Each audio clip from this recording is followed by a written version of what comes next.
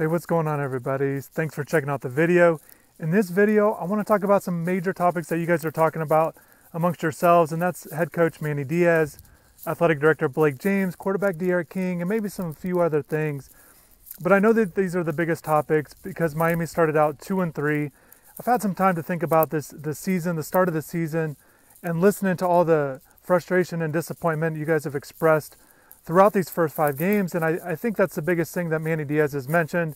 Certainly everyone should be disappointed and frustrated and whatnot, but I think what you guys are wanting to hear is some answers of how things are going to get fixed. It's one thing to assess the situation, which we all can do. Yes, we can all use those adjectives to describe what's going on, and many of you have even more adjectives than that based on how the season has started.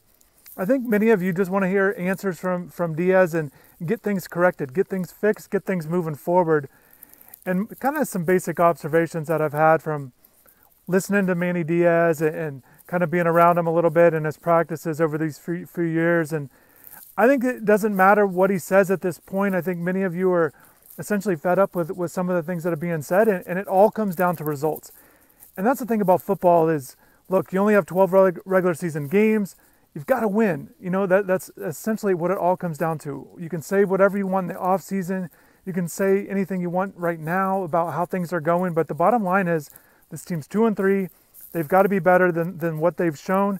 And if not, it's hard to think that Manny Diaz will still be around just because of the things that we've seen with other coaches at Miami. Randy Shannon gets that 9 wins. As soon as he drops below that, he had 7 and he was gone. Al Golden hit that 9-win plateau, drops down, and then he comes back for the following season, hits 5th year, but he only makes it halfway through, losing to Clemson, then he gets fired midway through. And I think even though Diaz is only in year 3, because he went 8-3 in year 2, brings back a ton of veterans. He not only that, but you know, there's expectations heading into the year, ranked 14th to start the preseason. Not only all of the expectations, but the bottom line is Coach Diaz replaced his offensive coordinator after year 1, replaced his defensive coordinator after year 2. So where can he turn after this if this season does not work out as planned? And not just the coordinators being switched. There's been a lot of guys, a lot of coaches that have been in and out since Diaz has took over. And just in comparison, Miami's last coach and Mark Richt, there was only one position coach that changed on either side of the ball. So there's been a lot of turnover, and there's not a lot of ways that Manny can essentially get out of this by making other moves. I know he's putting a lot of emphasis on recruiting, but ultimately right now, with where he stands, I think it all comes down to results. And again, they're not going to be favored probably likely moving forward, or at least they're not playing better than the teams they have coming up. North Carolina, although they've been vulnerable, certainly they've shown a lot more positive signs than Miami. And they've got, you know, Miami's got to go to North Carolina, a team that appears to be on a mission after that impressive win last week. And there are signs again that they are starting to turn the corner and be the team that they thought they would be. And again, regardless of the challenge, you know, NC State's after that, and then Pittsburgh is looking really good too. But, you know, regardless of what's going on with these other teams, regardless of who's at quarterback and injuries and in and out of the lineup, Miami cannot afford to lose more games. You know, if they really drop below what they did a year ago at 8-3, it's going to be hard to see how Coach Diaz is going to last past this year, even though he is turning towards the focus towards recruiting. So, again, we'll obviously see what happens. It's hard to think things are just going to be turned around because there's a lot of issues on both sides of the ball. But I think right now, and kind of my takeaway is a little bit, in addition to the coaching, need to really show improvement. You know, and I asked early on, you know, what changes are going to be made with the coaching staff. What changes are they going to make? You know, I felt like game preparation is going to be key moving forward. Whatever they were doing in the past, they definitely have to increase that because every game is going to be very difficult for them at this point. And they can't afford losses. They've already dropped 3 and stacking on that, it's just going to be very difficult, you know, for the future, for them moving forward. So not only the coaches, but the players, I think at this point, regardless if it's been disappointing already, many of these guys have aspirations to continue their careers after play in the NFL. And while many of them are not considered high-level draft prospects, they've definitely got a lot to show if they want to even get a shot at the NFL. And I think I've always felt this way, regardless of what the motivation may be for a player, whether it's, you know, team success, whether it's doing for friends and family, maybe it's you're playing at the school was your dream school, so you want to see that school win, or even if it's individual success so they can have futures for the NFL, whatever it takes for you to be motivated to play your best, I think that's important. As long as that's something, and we will see if these players, put these 5 games behind them, learn from them, and move forward. And I think without question, there's so many guys that need to be better than they've shown, or the same results will happen. More disappointment, more frustrations, and essentially more losses moving forward. So those are some keys with the players and the team, and essentially the talk. And at this point, we can all sit around and think about what might happen, but ultimately it just comes down to results. They've got to win games. Essentially at this point, they've got to win games they were not expected to win, especially if the quarterback situation continues to be a backup in Tyler Van Dyke. I want to talk about, so that's Coach Diaz and the coaching staff, players. I want to talk about Blake James a little bit. A lot of people are curious about what's going on there, and I think without question, I think there certainly deserves to be criticism of Blake James. I don't want to get too much into the baseball and basketball programs, the men's programs or other programs, because we're talking about the football team, but certainly there's some issues there as well in terms of success of where they're headed. And I think essentially with Blake James, I think essentially, he's just not able to really identify certain issues moving forward. I think that, like the head coach of the football team and Coach Diaz, I think they essentially think things are fine, things will be fine, and essentially what we're seeing on game days, things are not fine, and again, disappointing results are popping up. And I think not just Blake James, but I think the administration as a whole needs to take a strong look at what they want to be as a program. And I think that sometimes, and I think this is why the question marks pop up if they care about football, because the fans do. The passion that the fans have and still have, even with disappointing results almost year in and year out, it's still there. Many of you still love the Hurricanes, and you're just not seeing things replicated from an administration standpoint. They say they care, and you can say that they have increased facilities, whether it's the indoor practice facility, things that they've done around the university with the training table, things like that over the years. There have been improvements, and I know they'd still like to make some more.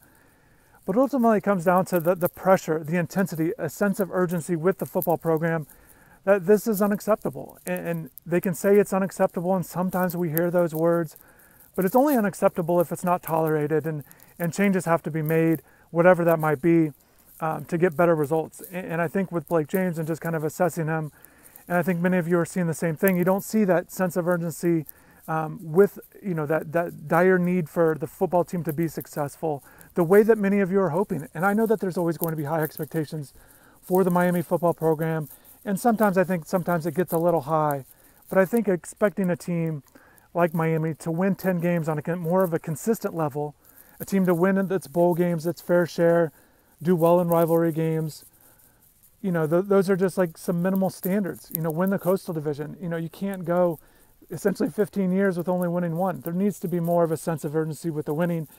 Going 2-3 is unacceptable, not just at Miami, but many places. You'd have a lot of hot seat talk with that, and fans expect better, and frankly, they deserve better.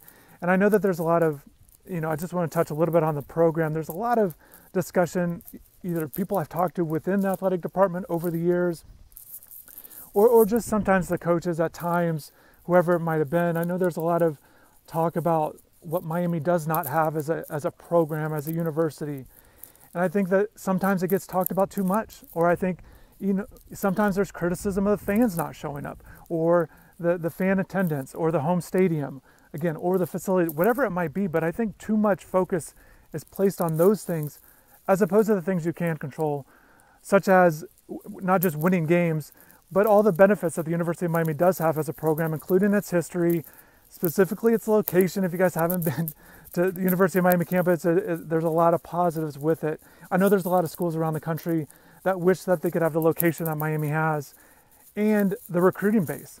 Bottom line is the recruiting base has not dried up. There's still plenty of talent nearby around the University of Miami, and I know it's competitive, but many schools would like to have that in their backyard because it still gives you a leg up, an advantage when you have local talent.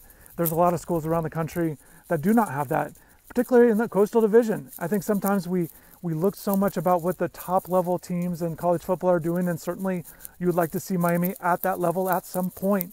But if we just start looking at what's going on in the Coastal Division, it's hard to explain or there are reasons, but it's hard to understand how Miami is behind these other teams in the Coastal Division. Even though these other Coastal Division teams seem to have good coaches, they are putting resources into their football programs. But I still think you expect Miami to be better in the Coastal Division, and we'll see. They're 0-1 in the conference so far. They lost to Virginia. 7 more games left. It's hard to be optimistic based on the things we've seen. And like I said before, it's all about the results. So we'll see how administration, the coaching staff moves forward with this during this season. I think we all just have to sit, wait, and just see how everything goes. And certainly we'll react accordingly, whether it's stuff we write about, stuff we talk about, stuff we show you guys on video, or anything we discuss either on here or on the website. So just kind of lastly, I know there's a lot of discussion about De'Aaron King, and we will see whenever he gets back out there.